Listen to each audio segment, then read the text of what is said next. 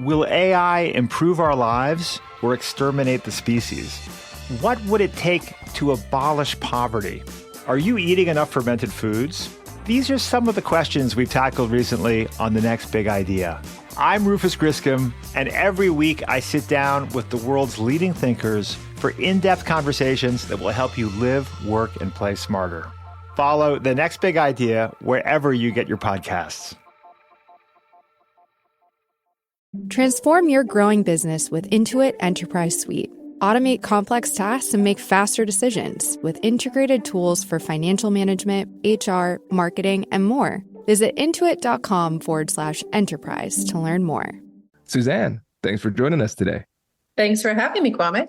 Well, it is our pleasure. So how about you tell us a little bit about yourself and what you do? Sure. So I have been a professor for a number of years, including in places like IMD in Switzerland, as well as in the States. And in addition to that, I do a number of workshops and programs for companies around the world. I'm proud to say I've taught on 6 continents. I have multiple negotiation articles that I've written. I have a textbook that's coming into its 3rd edition. I have an interpersonal skills textbook where negotiation plays an important role in one of the chapters that is coming into its 8th edition. And I'm also the mother of twins, boy-girl twins. So my earliest experiences in teaching negotiation come from having 2 kids that had to learn how to share from the beginning. So I really am excited about the kind of work I do. And in particular, again, drawing on those gender differences, some of the research as well as corporate work that I'm doing these days involves some of the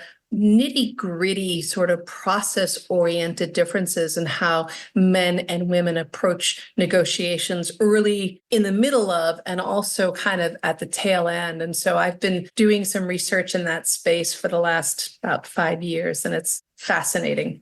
Incredible. And listeners, you are in for a treat today. And you know how I know this? Because the interview is done.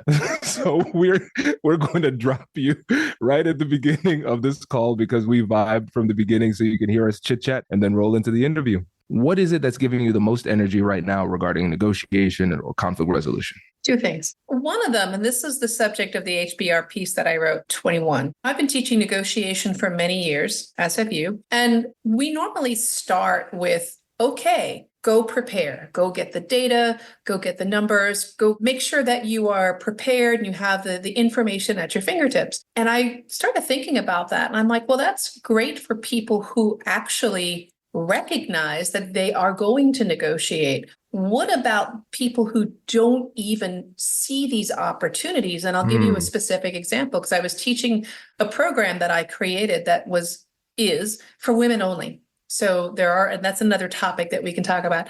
Women don't negotiate as often or as effectively as men for a variety of reasons, but it's about quarter of the time, women compared to men. So I'm teaching this workshop, this 3-day workshop, and I come up with, I thought, this kind of cute idea. I said, well, imagine you're in Nordstrom and you see this beautiful pair of shoes and you get a little buzz on your phone. It says, guess what? Starting tomorrow, they go on sale 30% off. What would you do? And so one woman raises her hand boldly and says, easy, I'll come back tomorrow. And I'm like, wow. That's interesting. And I'm like, okay, never mind. I'm going to change the story. Okay, same thing. You're in the store. You see these beautiful shoes. You get this ping, but you realize that you're leaving at 4 a.m. to get to the airport for a week-long business trip. What do? Same woman raises her hand. She goes, I'll ask my husband to go tomorrow. And I'm blown away that this is not, to me, this is like everyday simple stuff. I'm programmed to think about that as an opportunity, whereas this woman and others in the class were not. And so it started me thinking, we need to step back several steps before this idea of prepare to even recognize, well, what is an opportunity to negotiate? And then I started thinking more about okay, what about I don't know if this ever happened to you before, all of a sudden your cable bill is 30% higher, 40% higher. You forgot about it because you have it automatically paid. What do you do? And again, a lot of people are like, whatever.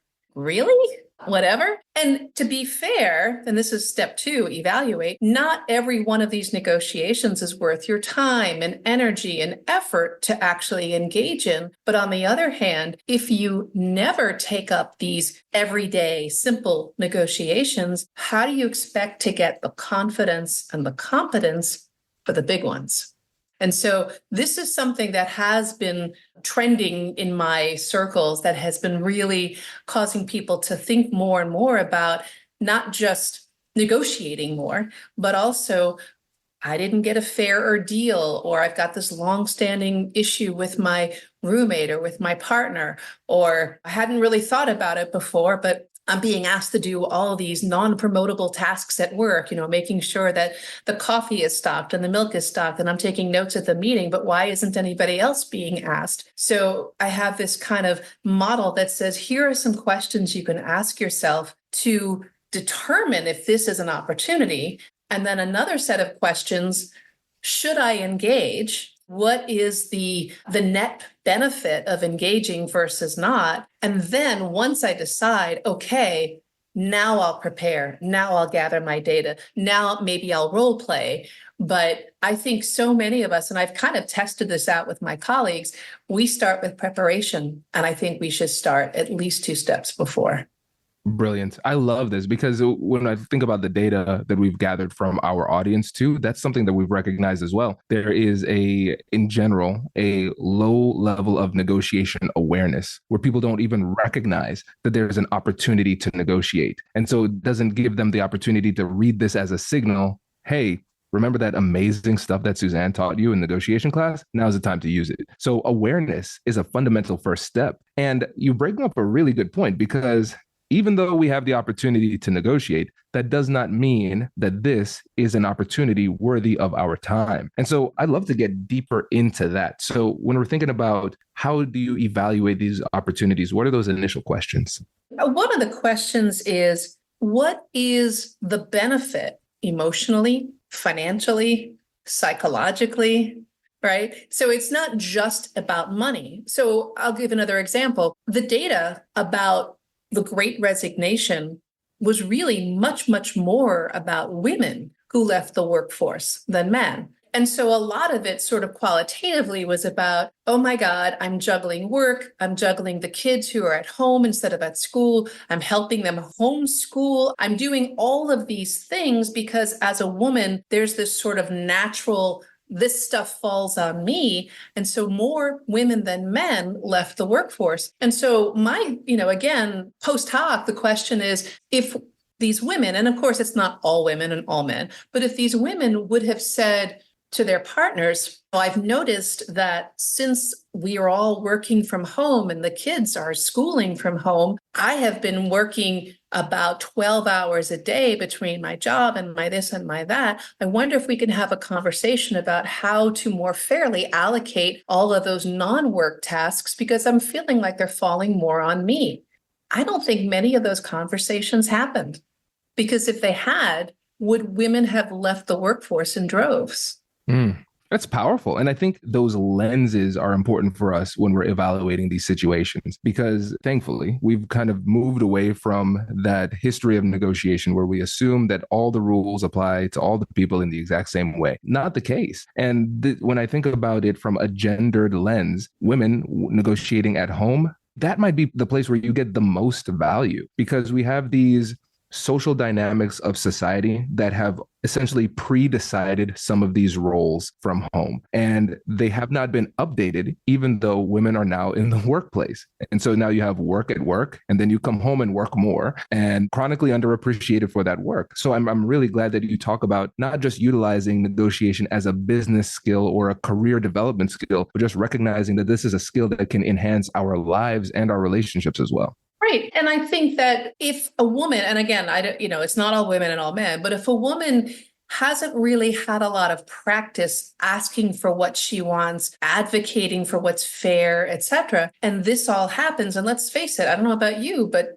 the pandemic was stressful. And continuously stressful. I mean, it was like wearing us out. So day one, this happens and it's unfair. And so, oh, well, it's not going to be that bad. I won't worry about it. Day 2, day 12, day 300. And my belief is that the longer we go noticing this inequity, but not saying anything about it, the more difficult it is to undo the damage that's already been done. Because then you say to yourself, well, I wish I had said this earlier, and now I don't really have a leg to stand on. This has been going on for months, or this has been going on for years. So I'll just quietly do all these things and suck it up. And so when we don't do the difficult conversations, we give them power over us, right? They kind of loom over us large and we're like, oh, I guess I can't do it now. I should have done it years ago. I should have done it. And so I think this idea of even the little things, like another example I use in my research is, to me, very benign. You have a neighbor who has a fruit tree, and once a year, a bunch of fruit drops into your yard. And on the one hand, that's great. You get free fill in the blank apples. On the other hand, it creates a mess and brings critters. What do you do? And again, I ask this question. It's hypothetical. Like, yet I have people in my workshops go, oh my God, that's happened to me. What do you do? Nothing. I just clean it up. And I'm like, but this is an opportunity to have this conversation with your neighbor on an issue that happens every year. What can you do? Well, that depends. Have the conversation. But, again, I think once we somehow choose not to do something, we just let it ride until we get really stressed out about it. And then with our neighbor or our partner or our kid, we blow up. God damn it, for the 10th time. Well, what happened to the first time you had that opportunity to talk about it? Hello, my friends. Before we get back to today's episode, I want to ask you a question. Have you ever wondered how to elevate your team's negotiation game and how you can help the folks on your team have better, difficult conversations? At the American Negotiation Institute, we offer transformative keynotes and workshops tailored to empower professionals with top-tier negotiation and conflict resolution skills. Whether it's a keynote for your next event or hands-on training for your team, we've got you covered. Don't just negotiate. Master the art with the American Negotiation Institute. Click the link in the description to find out more. Elevate, negotiate, and succeed. With the DNA of high-growth businesses, LinkedIn reveals the traits that indicate long-term growth. Among the findings, 80% of the fastest-growing businesses excel in at least 5 key areas. The top 3: internal mobility, skill development, and AI literacy. Learn how you can structure, invest, and lead in today's market. The DNA of high-growth businesses is sponsored by Intuit Enterprise Suite. Download now at intuit.com/LinkedIn. Will AI improve our lives or exterminate the species? What would it take to abolish poverty? Are you eating enough fermented foods? These are some of the questions we've tackled recently on The Next Big Idea. I'm Rufus Griscom, and every week I sit down with the world's leading thinkers for in-depth conversations that will help you live, work, and play smarter. Follow The Next Big Idea wherever you get your podcasts. This is powerful. Let me just do a little PSA for the gentleman in the audience. And yes, I'm going to give a little, stereotypically gendered piece of advice here, assuming we're talking about a heterosexual relationship here. So for guys, you might be listening to this and saying, well, that's not my problem. If there's a problem, they should say something. But then when we think about it from a negotiation perspective, if you want to be a good partner, sometimes you need to be the person to start the conversation, even if it's not in your favor. So I just want to put that PSA out there. Beautiful. I think that's very Kwame. important. Yeah. And then the second side is, I bet there's somebody listening who is saying, Suzanne, you're telling my story. I've been stuck in this forever. And the reason I haven't brought it up yet is because I don't want to look silly or petty, because I feel like I've been invalidated by the amount of time that I put between inception of this problem and this moment right now. So for the woman out here who is saying that, but is hesitant to have the conversation for that reason, what advice do you have for them? So one of the pieces of advice I have is to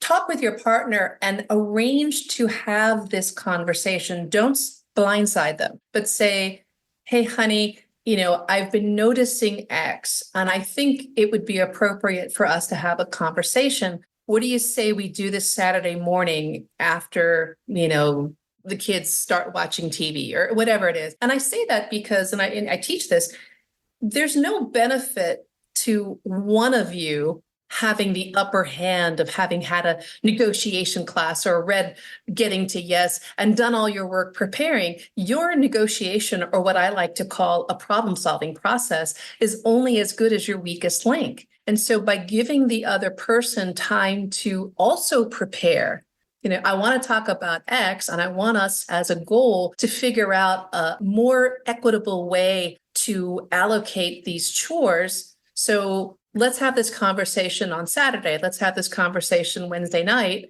but give each partner ample time to prepare for that conversation so that not only will it be a balanced conversation, but that opportunity for other options that neither party came in with could develop because they're both coming in with an open mind and kind of a ready but relaxed way to talk about it as opposed to being blindsided. Now, listeners, let's get a little granular here because Suzanne just dropped some impeccable knowledge here. So first of all, I love the strategy of saying Saturday morning after the kids are down or like they're busy, hypnotized with the TV. Brilliant. Because when you think about the concept of ego depletion, whereas over the course of the day, your brain gets tired, it makes it harder to make decisions. A lot of times when we decide to have our difficult conversations with our partner in the evening, we are doomed to failure because our brains are tired and we can't function. So the timing is brilliant there. The other thing too, giving them the opportunity to prepare, I think it's important to recognize that there might be some out there who say, yes, use an ambush. Just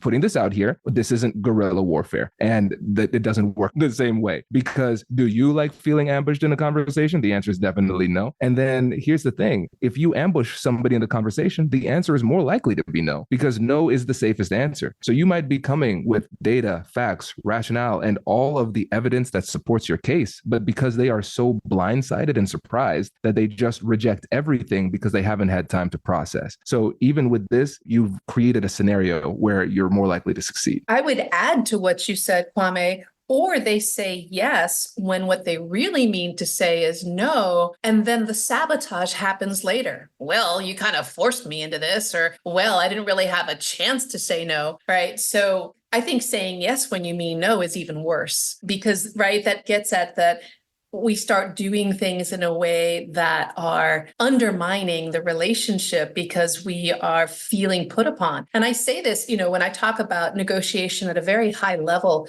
yeah, it's an exchange of ideas and yeah, it's a bargaining process. And I also say it's voluntary. And people look at me like I have horns and I say, this is what I mean by voluntary. When Kwame comes up to me at lunch at work and says, Suzanne, you and I need to talk. This client came after me about X, Y, and Z, and you must have told Kwame, you're absolutely right. We do need to talk, and I look forward to that chat. How's Thursday at 1?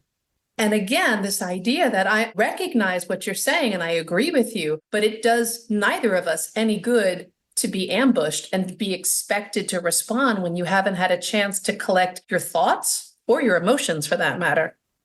This is great. I'm loving this. And now we've talked about the opportunities that exist to negotiate. Now, how do we actually think through in a really robust way, hey, is this the right opportunity for me to negotiate, or should I let this one go? Well, as always, I'm much more of a not an either or, but both and. It may be yes, no, or not now.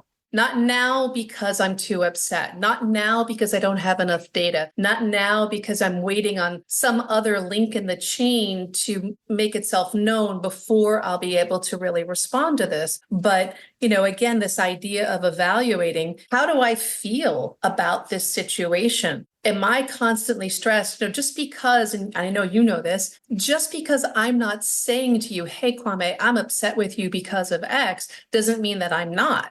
Some of us had that, don't say anything if you don't have anything nice to say at all. Okay, so I'll suck it up and not say anything. But how does that really reflect what's going on? And so if we have these longstanding conflicts that create resentment, where I don't say anything to you, but I roll my eyes, or I'm sarcastic, I love that one, right?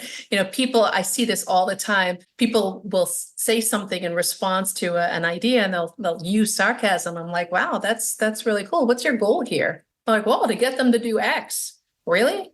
If you are on the receiving end of that kind of a sarcastic or snarky comment, does that make you want to do X? No. So I've come to believe that when people start injecting humor and worse, that snarkiness, it is a front for not being able to deal effectively and constructively with conflicts. You are so right. And I tell you, listeners, do not overlook this, because when there's times when I have this realization in the middle of a conversation, you have to have a little bit of metacognition that's happening throughout this interaction. And there's something that I want to say, and I've learned to become a lot more skeptical about saying things the more I feel like I need to say it. I'm like, that might be my emotions telling me, not my higher level thinking. And when you ask the simple question, what's my goal? You might recognize, unfortunately, your only goal is to do damage. My only goal with my comment is to hurt your feelings. And I know it doesn't move me forward, but at least I got that jab in. And on behalf of the Negotiate Anything podcast, I will let you know that that is not persuasive. Thanks for clarifying that, Kwame. And again, not everybody, look, we're not born with negotiation skills. We're not born with the skills to be able to deal with these difficult conversations. If we were, half the books in Barnes and Noble wouldn't exist. I'm exaggerating with that word half, right? But just because we're able to open our mouth and move our lips doesn't mean we're able to engage in conversations that really help deal with the underlying problem. And I think a lot of us think about, we have those coulda, shoulda, woulda conversations with ourselves when we walked out of a fight in a huff, or as we're driving home from a meeting when we maybe said something unkind. And I think part of the reason that happens is, again, we don't either have the skills or the motivation to deal with it. Oh, it'll go away, or somebody else will deal with it. Like, here's an example that I use a lot. You have an employee who's on your team who comes late to a meeting. Now, the first time this person comes late to a meeting, you might be thinking, okay, no big deal. I can't say that I've never been late for a meeting, but what if that behavior were to repeat? And, I ask people, well, do you think, let's call them Anthony. Do you think somebody should say something to Anthony about him basically keeping everybody waiting 20 minutes after the meeting's already started? And people will say things like, oh yeah, somebody should say something. And then I ask, all right, raise your hand. Who of you wants to do it? Nobody's hand goes up. On average, it's less than one. And so, I think people recognize when confrontation is important and appropriate, but I think fewer people have the skill to be able to do it constructively. So what happens, Anthony doesn't get the message. He comes late again, and then finally someone does something snarky like, this is one of my favorites. Yo, Anthony, your watch broken? I'm like, what's your goal here? And do you think that's going to solve the problem? Moreover, do you even know what is causing him to be late? You're assuming, but what if he's sitting beside his partner who's going through chemo treatment? You haven't asked. And yet now, after accepting this behavior, you come down hard with some snarky statement. How are you going to come back from that? That's tough. And I'm glad that question was rhetorical because I would need some time to think through. And speaking of time to think through, I think this is a great opportunity to transition to preparation, because now we've talked about when we should negotiate and the mental model that we can utilize to determine whether or not this is a worthwhile endeavor. But now let's say we have a negotiation on the horizon and we have to prepare. And let me change the game a little bit here with the way that I ask this question. Okay. What are the biggest misunderstandings people have about preparation in negotiations? Well, in my experience, I think the first and foremost is, what do you want? I think people have these very broad, well, I want more, or I want to win, or I want my way, but they haven't really specified what would that look like. And so, just the simple fact of, I know that this conversation will be successful if I end up with X. I think that's a big misconception. Like I'll just go in and I'll get what I want. I think another big misconception is that this is a tug of war, and he who talks the longest and loudest and bangs on the desk is the one who wins. And I'd like to think, years of getting to yes and a more principled idea around negotiation over the last several decades has moved us away from that. But I still think there are plenty of people out there that see negotiation as a battle to be won, as opposed to a collaborative problem-solving process where people could walk away feeling good about the resolution. I love this. Yes. And so that mindset still exists. And I think that's just a natural human response to these situations where we feel like, okay, this conflict has arisen in my mind as a result of a battle over scarce resources. So more for me means less for you and vice versa. So we have to really slow down and widen our aperture to recognize what's really happening. And we can have a different approach, which will turn into a different mentality during the conversation too. We will come off very differently. And to your point at the beginning, what do you want? It sounds so trivial, but it's so important because I know you've done hundreds or thousands of these trainings and you've taught at the highest level. And this is something that people really struggle with. I remember one time I was coaching somebody and I was like, okay, what's your goal? All right, great. Thank you for telling me that. Awesome. Well, what's your bottom line? So the reservation point, let's get the upper and lower bounds to create this zone of possible agreements. And so they said, okay, this is the baseline. I said, okay, well, what if they offer $1,000 less than that? Do you accept it? I'd accept that. Well, that's not your bottom line. Then that's not the reservation point, right? And so like these concepts are still foreign to a lot of people, but also when we think about it, I think this gives us an opportunity to talk about interest versus positions too. We might just say, hey, I want this thing because, again, we are listening to what society or outsiders, our peers are kind of saying like, hey, this is your next step. This is what you should want. But we haven't had that internal negotiation with ourselves to figure out what we truly want and why. And I'll tell you what, I've heard, especially during the pandemic, where a lot of companies cut back, there were no raises, there were, spending money on enabling people to work from home, but, again, to be able to provide raises, promotions, et cetera. And so when someone would say, well, I'm going to go elsewhere and I need to get more money, I deserve more money, like, well, how much more, first of all? And they're unable to articulate that. And then I would ask them, imagine they tell you, well, actually, we have salary bands. This is fixed. I really can't go above X. What have you got? And they kind of look at me with this, look of cluelessness. I'm like, well, what if, for example, you were offered $10,000 in tuition reimbursement? I heard you say that you were interested in getting your master's degree. Oh, well, that would be something, or what if you were to get a sign-on bonus?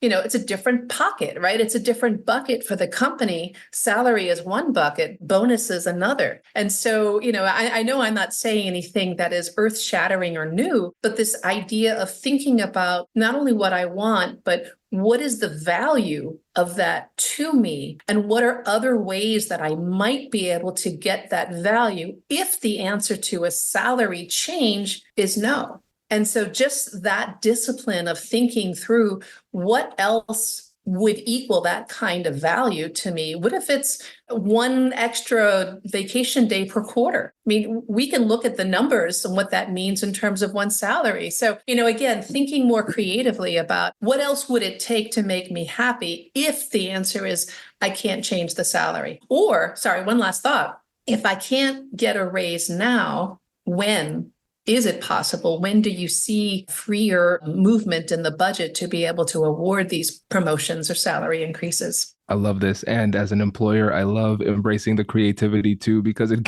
gives us some more options. Because there are times where we realize, hey, you are valuable and you do deserve more. And right now, we can't help you in that specific way. But what other things can we help with? And it, again, speaks to that collaborative nature, gives people more flexibility. And if you have a wider perspective on what winning is, then you will have more opportunities to win. And speaking of opportunities to win, Suzanne, I know there are listeners out there who are saying to themselves, you know what, I'm looking for a really good textbook on negotiation. Do you know of any good textbooks on negotiation? Are you joking now? Thanks for that softball, Kwame. So honestly, I will start not with mine, but I believe that the getting to yes, Fisher and Urey, is a standard for a reason. In fact, I'm not sure if you or your listeners are aware, but I read somewhere that getting to yes has continued to sell about 20,000 copies per week. I know. Don't you wish you wrote that? I know. I still assign that even to my executive MBA students. It's a great read. It's an easy read. And it's really, again, this idea of negotiation is one where we care about each other in the relationship. More and more, we don't have one-offs. Right? More and more, our negotiations are with people and with organizations and with vendor supplier agreements or long-standing kinds of agreements that being a jerk and getting your way, I call that a win now, but a loss later. Because as soon as I figure out you've lied to me, you've misrepresented the facts, you bullied me into, agreeing to these terms that are unfair to me, not only will I no longer buy from you, but I'll be sure to tell all my friends and colleagues. And thanks to social media, I can really do that, right? So this idea of thinking about the relationship and thinking about how can we both benefit as opposed to being a jerk to win in the moment, win the battle, but lose the war is something that is very much part of the way that I think about negotiation and teach negotiation. I love that. And also, one of the things that has made me sad over the years is that when I would ask people about what books they read on negotiation, I remember earlier on in my career, that was the one I kept on hearing. And now I don't hear it as much. So it's so important. So important more in the business world. I recognize in people who are professors, like if you're in a negotiation class, your professor's going to talk about getting to yes. But for the people who kind of found themselves in a career where they are negotiating, but they did not see themselves as negotiators, I think I'm hearing that less often as the gateway book into the world of negotiation, which I think is unfortunate. Yeah, to your question about the textbook, first of all, the audience matters, right? Who is the audience for this book? And I do have a negotiation textbook. That third edition is going to be happening this year. And my colleague, Bev Damar, and I have worked on it. And,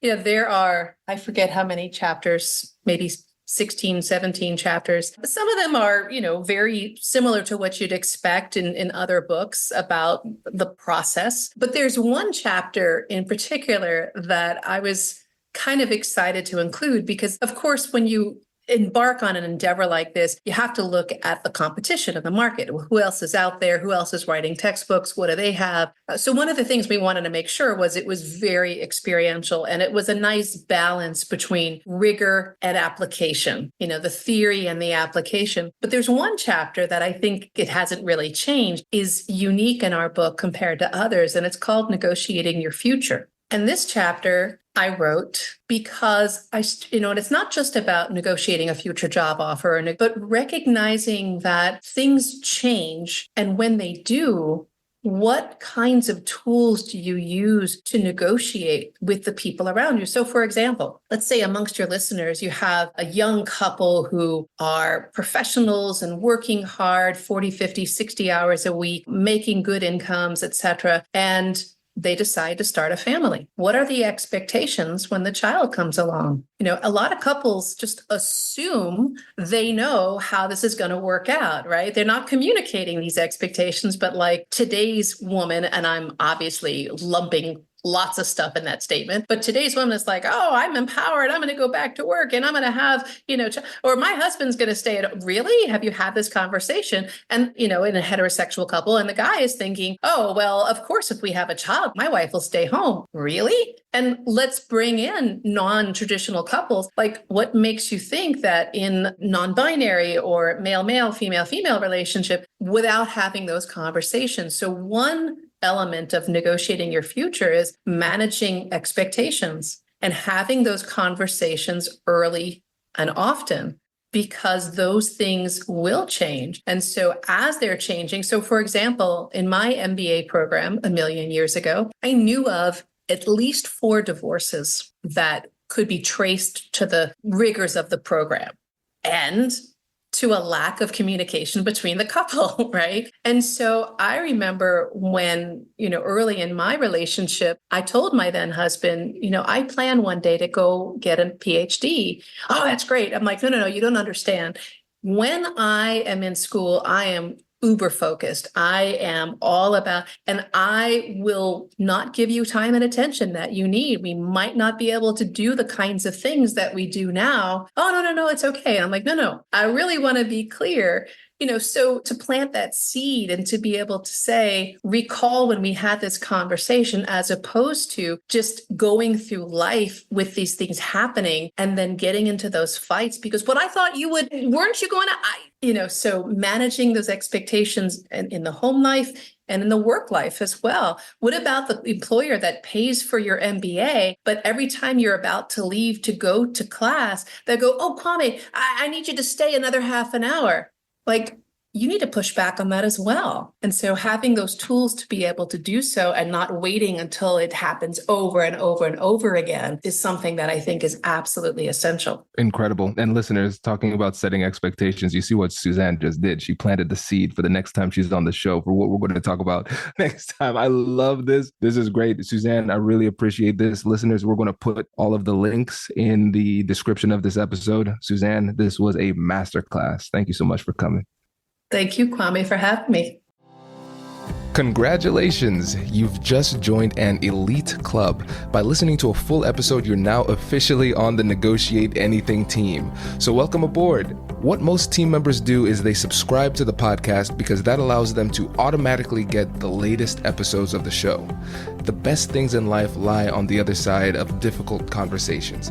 Keep learning, keep practicing, and keep getting better. Your relationships will improve, your career will soar, and you'll have the confidence you need to get the most out of these crucial conversations. Again, thank you for joining the team. We're excited to have you, and I will see you in the next episode. I'll catch you later.